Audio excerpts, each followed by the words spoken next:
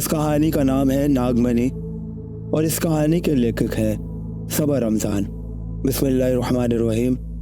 Royal talk के मुअज़्ज़ज़ नाज़रीन, तो चलिए बढ़ते हैं आज की इस कहानी की तरफ। सबा कोई था जो डरी सहमी आवाज़ में सबा को चीख चीख कर पुकार रहा था, लेकिन सबा इन आवाज़ों से बेनियाज अपने इकनॉमिक्स के पेपर की तैयारी में मसरूफ़ थी। इससे पहले कि हसन और नोमी सबा को बचाते, झाड़ियों से निकले हुए एक नाग ने अपना काम कर दिखाया था। सबा को तो जैसे यकदम बिजली का झटका सा लग गया। इसका मासूम चेहरा जर्द पड़ता जा रहा था। सबा प्लीज अपनी आंखें खोलो, खुद को संभालो। नोमी और हसन इससे पहले के कुछ करते, सबा का जिस्म नीला पड़ने लगा। वो तड़पते तड़पते जैसे ही बल खाकर गिरी कि इसकी ख्वाब से आंख खुल गई। सबा के पास चांदनी बैठी थी।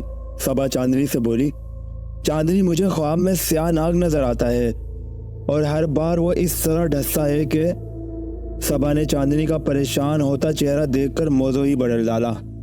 चांदनी आप ही आपस की बात है, मेरी ये सिस्टर तो लगता है सांपों की शहजादी है। हर दफा यही ख्वाब सुनाती है और यही इख्तिताम होता है। नोमी ने सबा को छेड़ते हुए कहा, मगर सबा एक बार फिर सोच की अथाह गहराइयों में डूबी हुई नाश्ते के टेबल पर खाली प्लेट में चम्मच घुमा रही थी।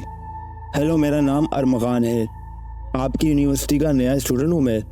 इनफैक्ट मुझे पता चला है कि आपकी इकनॉमिक्स बहुत अच्छी है, सोचा कुछ गाइडलाइन ही ले लूँ आपसे, अगर आप देना चाहें तो। नौजवान ने सरतापा सबा का जायजा लेते हुए कहा, आपकी इतला के लिए अर्ज है कि मैं भी स्टूडेंट ही हूँ, आपको हेल्प लेनी है तो किसी टीचर से रब्ता करें। सबा ने नहायत ही सपाट लहजे में कहा और शोल्डर बैग उठाकर तेज तेज कदमों से चलने लगी। क्या आप नहीं चाहती कि आपके ख्वाबों में मुसलसल आने वाला नाग खत्म हो जाए? सबा ने अपने शोल्डर कट बालों को एकदम झटका और पीछे देखा। नौजवान के इतना धीमा बोलने की आवाज़ इससे कैसे पहुंच गई? अरमगान ब्लैक 3 पीस पर ब्लैक चमकदार सन ग्लासेस लगाए जा चुका था। आज शाम खाने पे कुछ खास होना चाहिए, मेरे पेपर्स खत्म हो गए हैं, कुछ तो एंजॉयमेंट का मौका बनाओ। हसन ने तंग आकर खुद ही प्रोग्राम बना डाला। अदनान लाला ऐसा करते हैं कि मेरी दोस्त चांदनी के घर चलते हैं और फिर वो कज़न भी तो है हमारी। सबा ने शामी कबाब फ्राई करते हुए किचन ही से आवाज़ लगाई। पिंक शर्ट और दुपट्टे के साथ ब्लैक ट्राउज़र सबा पर हमेशा से ही पहुँच जचता था। ना जाने क्यों वो आज बहुत ज़्यादा खूबसूरत लग रही थी। ये ठीक है, सबा की आवाज़ सुनते ही हसन और नोमी अदनान लाला के पास बेड पर आ धमके और देखते ही देखते प्रोग्राम सेट हो गया। नोमी, ये पकड़ो चाय। और ये कौन सा वक्त है चाय का? मुझे चाय बनाने का बोलकर खुश हो गया। सबा ने नोमी को झंझोड़ते हुए उठाया। यार, रात के 3 बजे मेरा दिमाग ख़राब है, मैं चाय का कहूँ? सोने दो मुझे।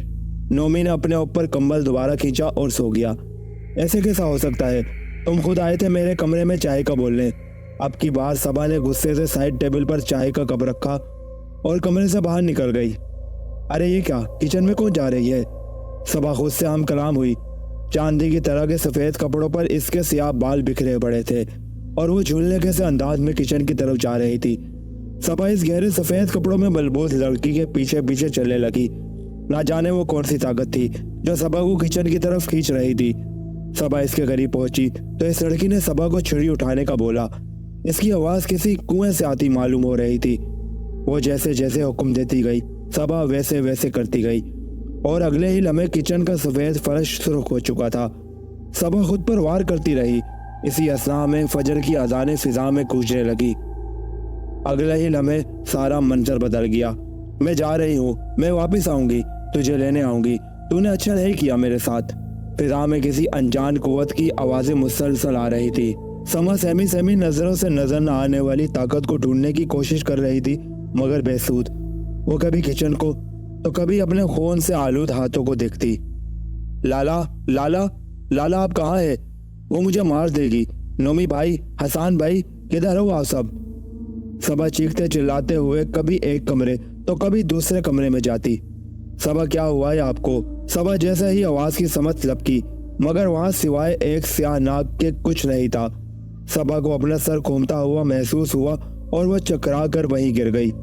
नाजुनैम के पले हैं बच्चे पाकिस्तान और इसके हसीन पहाड़ों को देखने आए थे। अदनान, हसन, नोमी, तीनों भाई एक जैसे थे, खूब हल्ला गुल्ला करने वाले और इन सब से बढ़कर इनकी बहन सबा, जो थोड़ी रोती रहती तो ज़्यादा हंसती। माँ बाप बिजनेस के सिलसिले में मुल्क से बाहर ही रहते थे। इस वक्त काफ़ी तेज़ हवाएं चल रही थी। नोमी ने कांटे से फ्राइड अंडा तोड़ते हुए कहा, सबा आप ही रात आपके रोने की आवाज़ें आ रही थी, मगर जब मैं उठकर आया तो आपने बड़े अजीब से अंदाज में मुझे डांट दिया। खैरियत तो थी? आपकी तबीयत ठीक नहीं लग रही। नोमी ने कुर्सी पर चुपचाप बैठी सबा का बगौर जायजा लेते हुए कहा, सबा आप ही 10 बजे हम सरगोदा के लिए निकलेंगे। आप जल्दी से पैकिंग कर लो और मेरे कपड़े प्रेस कर दे। हसन ने टूथपेस्ट खत्म करते ही पूरी प्लानिंग कर ली। दांत तो ऐसे चमका रहे हो जैसे किसी लड़की से मिलने जाना है। हसन खुद से ही खोया हुआ और हंसते हुए नाश्ते की टेबल पर आ बैठा। हसन भाई आप तीनों सरगोदा चले जाए, मेरी तबीयत ठीक नहीं है। अभी नोवी भाई भी मुझसे यही पूछ रहे थे। मुझे कोई नहीं समझ रहा, मेरे दिल पर घबराहट हो रही है। वो मुझे मानना चाहती है। वो नाग, वो क्यों आता है मेरे पास? सबा सिसकते हुए टूटे फूटे अल्फाजों में हसन और नोमी को समझाने की कोशिश कर रही थी। दिल ले के दर्द दिल ले गए, तुम जान जान कहकर मेरी जान ले गए। अदनान लाला शर्ट ठीक करते हुए गाना गुनगुना रहे थे कि रोती चीखती चिल्लाती सबा को देखकर एकदम खामोश हो गए। लाला वो नाग मेरे साथ बातें करता है, सफ़ेद कपड़ों वाली लड़की मुझे मार देगी, मुझे बचा ले लाला जी, प्लीज़ मुझे बचा ले। सबा ने अदनान लाला को आते देखकर इनसे भी रवादार कह डाली, कोई मसला नहीं है, बस आप अपना माहौल तब्दील करें, जो भी ये चीज़ें हैं आपका पीछे छोड़ देंगी। साथ ही कोई कुरानी आयात पढ़कर खुद पर दम कर ले। अदनान लाला बड़े भाई होते हुए कुछ ज़्यादा ही फिक्रमंद हो गए थे। अभी कितना सफ़र बाकी है लाला? सबा ने गाड़ी के शीशों से बाहर ऊंचे ऊंचे पहाड़ों को देखते हुए कहा, तुम सफ़र की छोड़ो, ये लो चिप्स खाओ, वैसे भी यह चिप्स तुम्हारी फेवरेट है। नोमी ने खाने के सामान में से चिप्स का पैकेट निकाल कर सबा की तरफ बढ़ाया और फिर सबा चिप्स और कोल्ड ड्रिंक के साथ एंजॉय करने लगी। अरे वाह, इतना ज़बरदस्त मंजर है। अदनान गाड़ी रोककर इधर पोज बनवाते हैं। हसन ने तो जैसे नारा ही लगा दिया और साथ ही कार का दरवाज़ा खोलने के लिए तैयार बैठ गया, मगर अदनान लाला ने तो जैसे सुनी अनसुनी कर दी, जिस पर हसन ने सिर्फ पाँव पटकने पर इक्तफा किया। सफ़र खूब खुशगवार चल रहा था। साहब जी ये गजरे खरीद लो, असल मोतिये के फूलों के बने हुए हैं, आपकी बेगम खुश हो जाएगी। गाड़ी की खिड़की में से एक 10 साला बच्चा अंदर झांक रहा था। अरे शहजादे, हम तो अभी वेटिंग लिस्ट पर हैं, जब बेगम आएगी तो ख़रीदा करूँगा। अदनान लाला ने ज़ोरदार केका लगाते हुए अपने नेक ख्यालात का इजहार किया। ट्रैफिक सिग्नल ऑन हो चुका था और गाड़ी एक बार फिर अपने सफ़र पर रवा दवा थी। इस्माइल यार, अब मेरी तरफ फेंको बाल, अबू बकर ने जोश के मारे जम लगाते हुए कहा। ये लो। ये कितनी ज़ोरदार थी कि बाल अबू बकर के बजाय बिलाल की तरफ गई, जिस पर इस्माइल खुद भी हंसने लगा। हाशिम टेरिस पर खड़ा गली में खेलने वाले बच्चों को देखकर महसूस हो रहा था, मैं तो थक गया हूँ इन लोगों का इंतज़ार करते करते। हाशिम ने पानी की बोतल खोलते हुए कहा। और ये हुआ गोल। हसन ने गली में खेलते हुए बच्चों का भरपूर साथ दिया। अरे वाह, ये लोग तो आ गए। हाशिम भागते हुए सीढ़ियों से उतरने लगा। फिर चंद मिनट में ही चांदनी ने जल्दी जल्दी खाने मेज़ पर लगा दिए। मुझे सबा से बात करनी है, मैं अर्गमान बोल रहा हूँ। फ़ोन पर दूसरी तरफ से आने वाली आवाज़ ने अपना तारुफ कराया। आप होल्ड करें, मैं बुलाता हूँ, हाशिम ने कहा और सबा को आवाज़ दी। भाई मुझे नहीं करनी अर्गमान से बात, ये बहुत अजीब व गरीब सा है। मुझे लगता है कि फजूल में अपना वक्त बर्बाद करने यूनिवर्सिटी आया है। सबा की तमाम बातें होल्ड ऑन पर मौजूद अर्गमान सुन रहा था। फ़ोन बंद हो चुका था। इतने में खूब ऊंची आवाज़ में गाना गाते हुए हाशिम गेस्ट रूम में दाखिल हुआ। यार हाशिम, अपना गाना छोड़ो और ये बताओ, क्या हमें कब तक रुकना होगा यहाँ? तुम्हें तो पता है ना कि हम यहाँ सबा आपी की वजह से आए हैं। इनको लगता है कि कोई नाग या फिर कोई सफ़ेद कपड़ों वाली लड़की इनके साथ हर वक्त रहती है।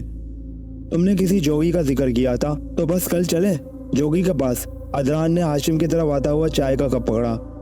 ठीक है, चांदनी से मशवरा कर लेते हैं, तो कल की तैयारी कर लेते हैं, हाशिम ने संजीदगी के लहजे में कहा। हाशिम भाई आपको चांदनी आप ही बुला रही है।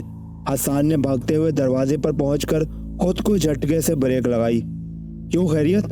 हसन का घबराया हुआ चेहरा देखकर हाशिम ने हसन से पूछा और जवाब का इंतजार किए बिना ही चांदनी के रूम की तरफ लपका। चांदनी।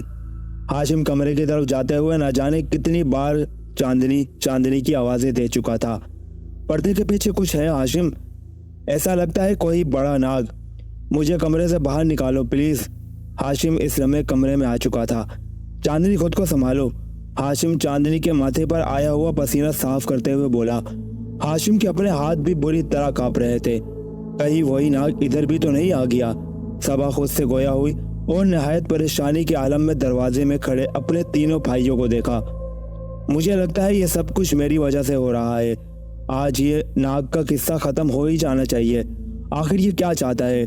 क्यों हर जगह हर वक्त मुझे तंग करता है? सबा ने ये कहते हुए जैसे ही खिड़की पर लगे भारी पर्दे हटाए तो वो हक्का बक्का रह गई।